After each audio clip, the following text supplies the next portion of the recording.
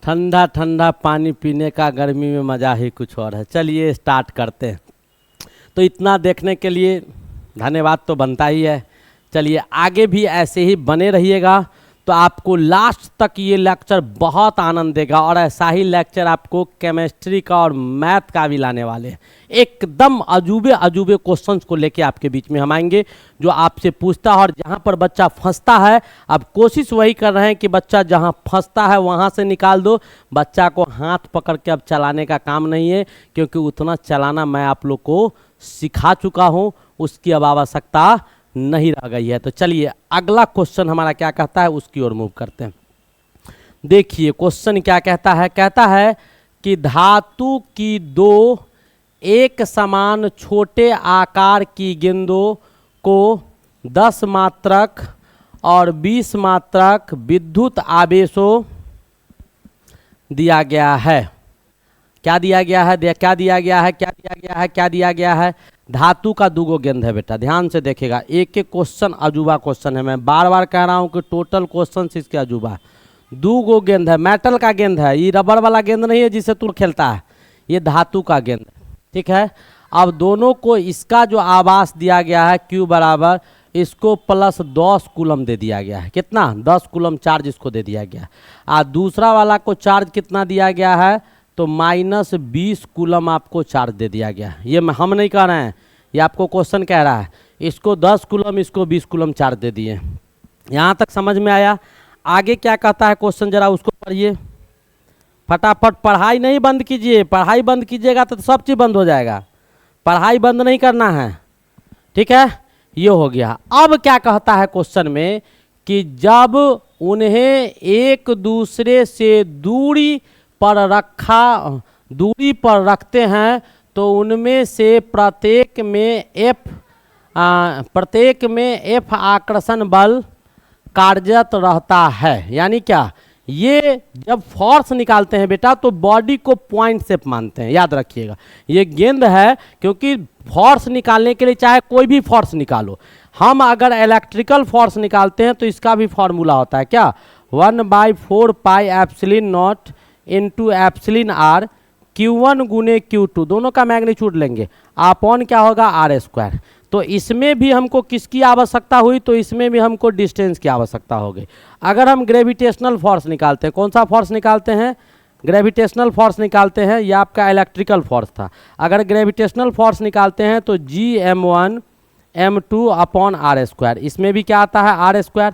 यानी यहाँ पर भी हमको किसकी आवश्यकता हो रही है? तो यहाँ पर भी R की आवश्यकता हो रही है। अगर हम सिंपल फोर्स निकालते हैं, F बराबर क्या? मास गुने एक्सेलरेशन, तो मास गुने वेलोसिटी बटा टाइम, और इसमें भी मास गुने डिस्प्लेसमेंट बटा t²।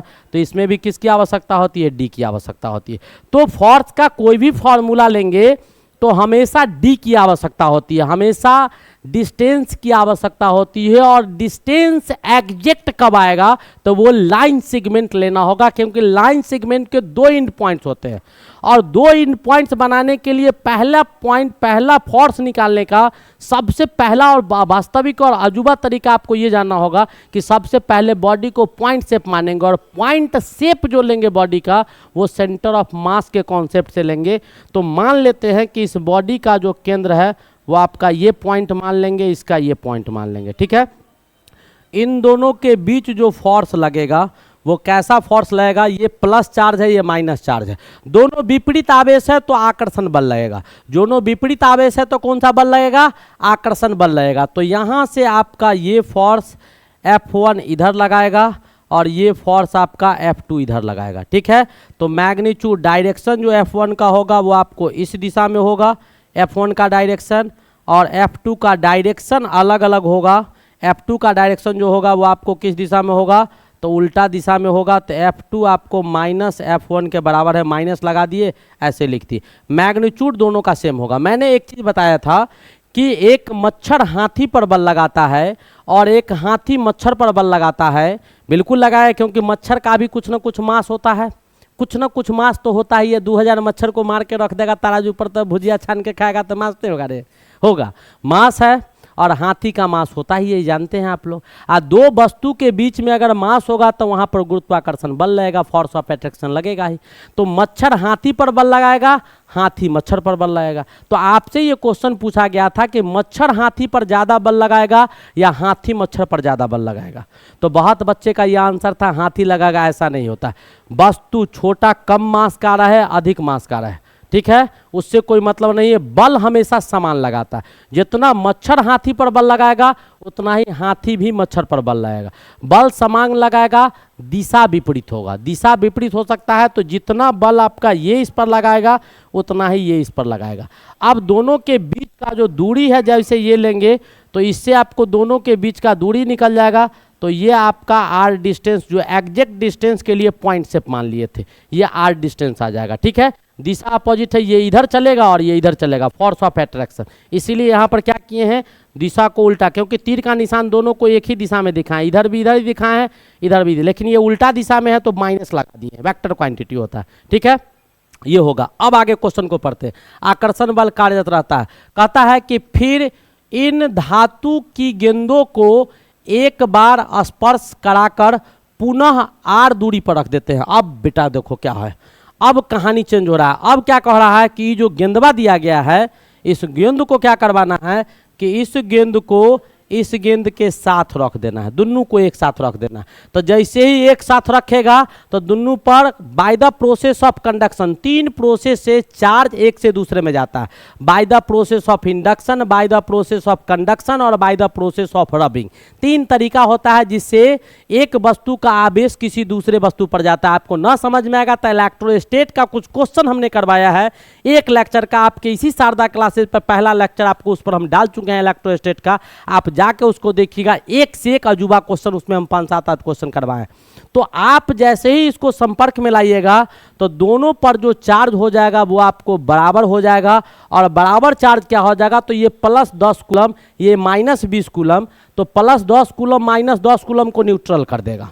+10 कूलम -10 कूलम को क्या कर देगा, न्यूट्रल कर देगा। एक निगेटिव है, दूसरा पॉजिटिव है। चार्ज एक्स्ट्रा क्या बचेगा, तो -10 कूलम बचेगा। जिस -10 कूलम चार्ज का आपको आधा चार्ज एक पर आ जाएगा, तो इस पर जो चार्ज हो जाएगा Q1 पर वो आपको -5 कूलम हो जाएगा, और Q2 पर जो चार्ज हो जाएगा ये -5 कूलम हो गया, ठीक है। अब आपको समझ में आ गया होगा कि दोनों बॉडी को सटाने से क्या हो गया। सटाने से क्या हो गया, तो दोनों पर चार्ज जो पहले था, पहले जो कहानी आ रहा था सो अब कह रहा है कि इसके बीच जो फोर्स लग रहा था वो आकर्षण बल कितना लग रहा था, F लग रहा था। ये आपको क्वेश्चन में दिया हुआ था।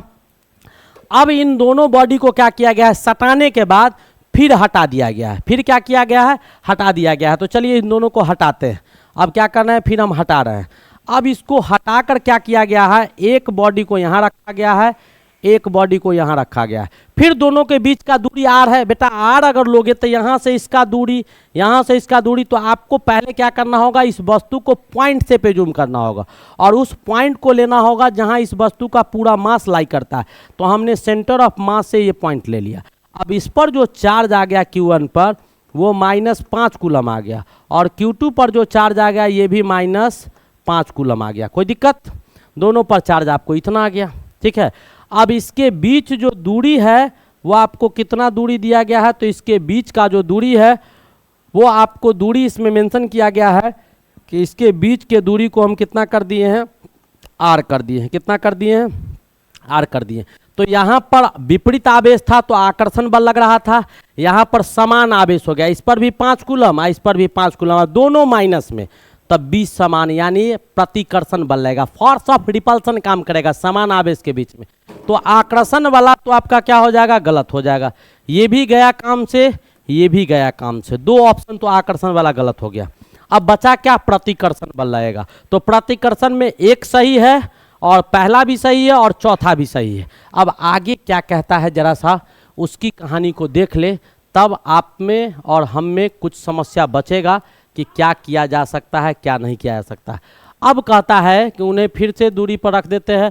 अब कहता है कि गेंद एक दूसरे पर किस प्रकृति का और कितना परिणाम का बल लगाएगा। अब कहता है कि उसका प्रकृति क्या होगा, तो प्रकृति तो बता दिए कि प्रतिकर्षण होगा, और परिमाण का बल कितना लगेगा वो आपको निकालना। तो परिमाण बल जो लगेगा वो आपको इसका दूरी भी शायद आर ही दिया होगा, तो परिमाण जो आपका लगेगा वो कितना लगेगा वो आपको जानना जरूरी है। तो परिमाण जो लगेगा तो ये आपका एफ कितना लग जाएगा, तो ऊपर वाला में एफ जो लगेगा वो तो 1/4 पाई एप्सिलॉन नॉट F1 बट्टा F2 कर देते हैं। ज़रा सा चेक करने दो हमको, फिर हम तुमको समझाते हैं। F1 आपका कितना है, तो 9 गुने 10 पे पावर 9 गुने कितना Q1 गुने Q2 अपॉन आर स्क्वायर, यानी क्या 10 गुने 20 बट्टा क्या आर स्क्वायर, 10 गुने 20। चलो क्या समझाएं, डायरेक्ट समझा देते। देखो इधर, अब देखो दोनों में जो बल लगेगा वो कितना कितना लगेगा वो हम समझाते हैं। ध्यान से देखिएगा तो आपको समझ में आ जाएगा, ऑब्वियसली समझ में आएगा और तुरंत समझ में। अब इसके बीच जो ऊपर में जो फोर्स लग रहा था F100 और नीचे जो फोर्स लगेगा उसको मान लेते हैं F'100। तो ऊपर में कितना लगेगा, तो 1/4 पाई एप्सिलॉन नॉट गुने एप्सिलॉन आर गुने Q1 कितना दिया हुआ है 10। मैग्नीट्यूड लेंगे दोनों का, तो माइनस हो प्लस हो उससे माइनस प्लस नहीं लिया जाता है। 10 गुने 20 ले लेंगे और बट्टा में क्या हो जाएगा भाई, इसका निकाल लो नीचे वाला का, तो 1/4 पाई एप्सिलॉन नॉट गुने एप्सिलॉन आर गुने कितना आ जाएगा, इसका वैल्यू लीजिए। तो इसका वैल्यू आप कितना लीजिएगा, तो ये आपका 5 गुने 5, Q1 भी 5 और Q2 भी 5। अब इसको काटो, तो काटिएगा तो क्या आएगा भाई, ये पूरा टर्म तो इस पूरा टर्म से कट जाएगा, 5 से 5 दूनी 10 काट दो और 5 चौका कितना 20 हो जाएगा। ठीक है, अब यहाँ से F' जो निकलेगा वो क्या आ जाएगा, तो F' बराबर आ जाएगा F/8। F' बराबर क्या आ जाएगा, F/8।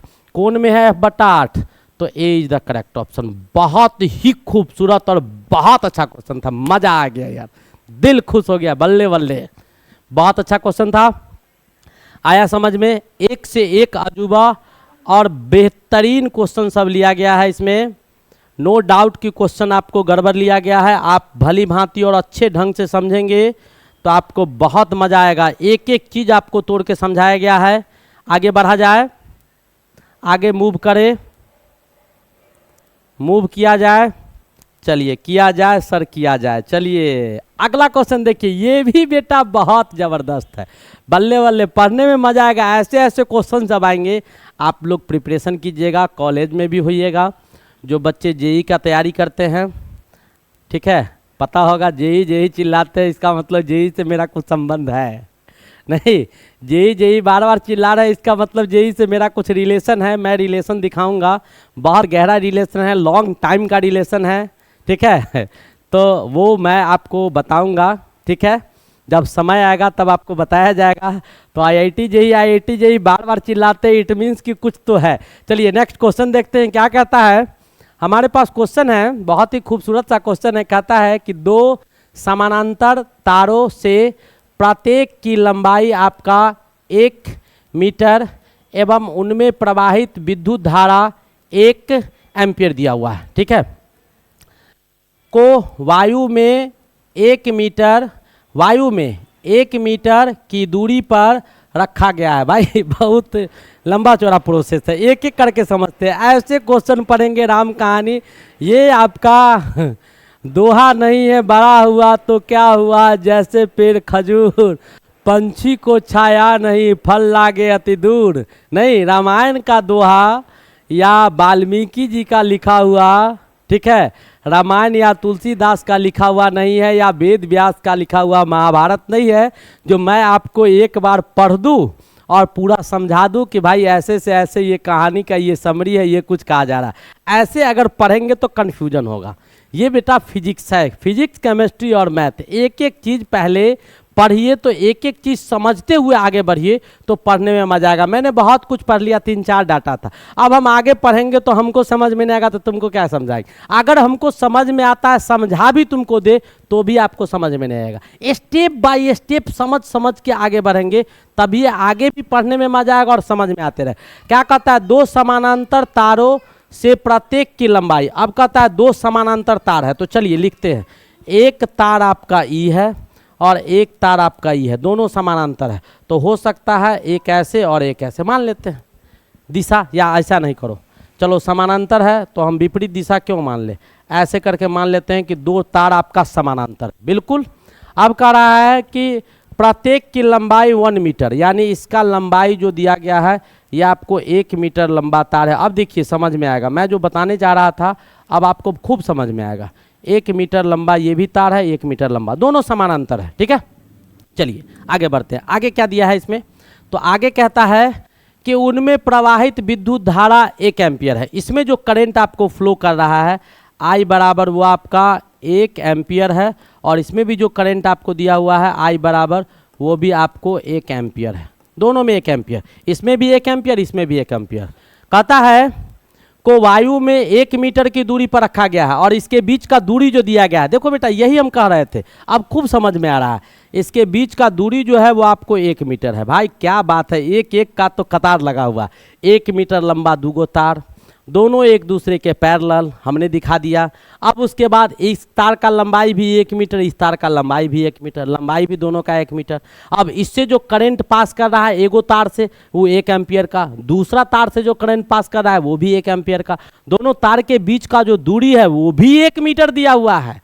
तो अब इतना कुछ जो कहानी पढ़े थे उसमें इतना राज छुपा हुआ था, ये राज अगर दे देता तो इतना लिखने की आवश्यकता नहीं थी, इतना लिखने की आवश्यकता नहीं थी। ऐसे भी क्वेश्चंस आपको जेई बार बार कहते नहीं, यही देंगे जेई में। आप देखिएगा वहां पर भी गर्दा उड़ेगा, किसका, शारदा का, याद रखेगा। लेकिन तुम लोग बेटा रिजल्ट लाओ, बहुत मेहनत किए हैं एक छोटा लेवल के कतार में, जो आप लोग को मैं पढ़ा रहा हूं, बार बार कहता हूं, ठीक है। आप लोग मेहनत कीजिए, सब्सक्राइब करके मेरे साथ बॉन्डिंग बना के रखिए। हर मोड़, शिक्षा के हर एक मोड़, हर एक कतार पर हम आपको खड़े उतर के दिखाएंगे, और अच्छा ही होगा आपके साथ, नो डाउट, बहुत अच्छा होगा। चलिए आगे बढ़ते हैं। क्वेश्चन क्या कहता है कि यदि तारों में विद्युत धारा विपरीत दिशा में है, अब बेटा यानी ये आपका करंट ऊपर की ओर जा रहा है और ये करंट आपको नीचे की ओर जा रहा है, यानी ये ऊपर की ओर करंट जा रहा है, ये आपको नीचे की ओर करंट जा रहा है। अब तो आपको करना होगा कुछ, क्या करना होगा भाई, इसको मिटाना होगा। नहीं मिटाइएगा तो दिक्कत हो जाएगा, इसको मिटा दीजिए भाई। तू हट जाओ, तू भी हट जाओ, तू भी हट जाओ मेरे भाई, तू हट जा, तेरी कोई आवश्यकता नहीं है मेरे पास। चलिए ये एक ऊपर जा रहा है, एक नीचे जा रहा है, ठीक है, विपरीत दिशा में बह रही है। दोनों तारों के मध्य कार्यरत बल की प्रकृति एवं उनका परिमाण क्या होगा।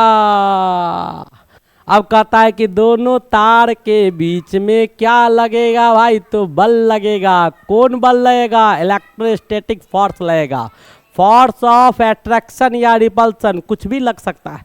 समान होगा तो रिपल्सन लगेगा, और असमान होगा तो आकर्षण लगेगा। नहीं तो प्रतिकर्षण या आकर्षण, तो दोनों के बीच जो बल लगेगा वो आपका कौन सा बल लगेगा, वही आपको पूछा जा रहा है। तो बेटा दोनों के बीच जो बल लगेगा तो I बराबर Q/T होता है, आपको पता होना चाहिए। I बराबर Q/T होता है, सीधी सी बात है। I 1 एम्पियर है तो 1 कूलम पर सेकेंड दिया गया होगा। आपको चार्ज कुछ नहीं दिया हुआ है, इसका मतलब इस पर जो चार्ज होगा पहला पर वो भी +1 कूलम होगा, और दूसरा पर जो चार्ज होगा वो भी आपको +1 कूलम होगा। आपको समझ में आ रहा होगा। तो न्यूटन के सिद्धांत से इसमें जो बल लगेगा वह आपको प्रतिकर्षण बल लगेगा, यानी ये ऑप्शन गलत हो गया, ये ऑप्शन गलत हो गया। 2 ऑप्शन तो गए काम से, 2 ऑप्शन तो गए काम से, बचा 2, 50% काम मेरा आसान हो गया। 4 गो में एगो को चुनना था, 2 गो को छाटिए दिए तो बचा 2 गो ना, तो दिमाग तो 2 जगह लगाना होगा। पहले 25% सब जगह जाता, 50% को छाट दिए तो 50% बचल है, तो वहीं पर 50% लगेगा। अब दोनों में अब आपको क्या दिया हुआ है कि वायु में म्यू का मान आपको दे दिया गया है, कितना, इतना दिया हुआ है। अब हमारे पास फॉर्मूला क्या होता है, हमारे पास जो इसका फॉर्मूला होगा वो फॉर्मूला क्या होगा, करंट के दिशा में भी देख सकता है। तो फटाफट इसका फॉर्मूला लिखिए और इसके आंसर को मूव कीजिए। क्या आएगा, F बराबर क्या हो जाएगा भाई, F बराबर क्या हो जाएगा, F/D बराबर क्या होता है, 2 × μ0/4πI1 × I2/d²। इसमें जो फार्मूला आपके पास आएगा, रिपल्सन हमने दिखा दिया। अब हमको क्या दिखाना है, तो करंट दिखाना है। तो चलिए भाई करंट तो दिखाना पड़ेगा, नहीं दिखाएंगे तो लोग कहेगा क्या बात है, सर को कुछ आता नहीं है। F/D बराबर क्या हो गया, यही चिल्लाते हैं।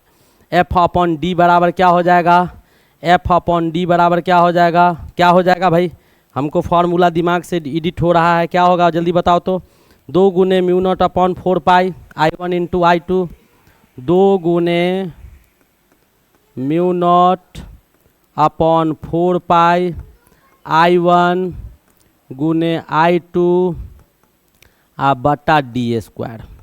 आपको सब चीज़ पता है, क्या सब पता है, तो ये आपको D पता है, ये आपको I1 पता है, ये आपको I2 पता है, और ये आपको म्यू पता है। सब वैल्यू को डाल दीजिए, एक D से एक D तो आपको ऐसे कट जाएगा। अब जो वैल्यू बचा उसको डालो, तो डालिएगा तो क्या आएगा वैल्यू वो आप देख लीजिएगा। डालने के बाद आपका वैल्यू क्या आएगा,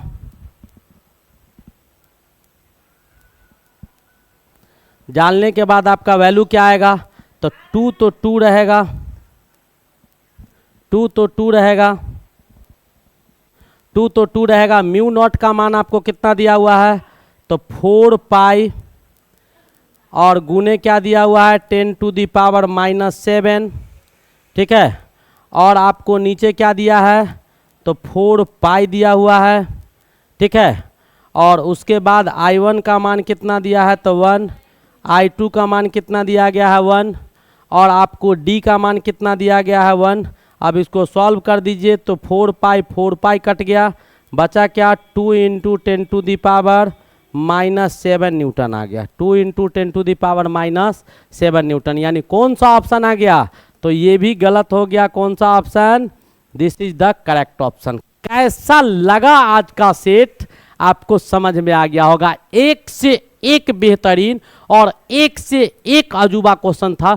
बेटा कैसा लगा एक बार कमेंट करके जरूर बताएगा। एक एक क्वेश्चन सेलेक्ट करके लाएं। इस क्वेश्चन के सिलेक्शन में बहुत इंपॉर्टेंस, बहुत मेहनत लगता है, और मेहनत किया किसके लिए जाता है, तो आप लोग के लिए। आप लोग इस सेट को शुरू से लास्ट तक इत्मीनान से देखिएगा। कहीं कोई दिक्कत हो, प्रॉब्लम हो, तो आप हमके कमेंट करके पूछ सकते हैं, एक बार देख लीजिएगा। कहीं कोई प्रॉब्लम ना हो, स्क्रीनशॉट लेके भी आप लोग पढ़ सकते हैं। एक से एक अजूबा क्वेश्चन इसमें रखा गया था। हंसते खेलते मुस्कुराते रहिए। तब तक के लिए best of luck. Wait for the next lecture. नहीं किया है तो दाब देना।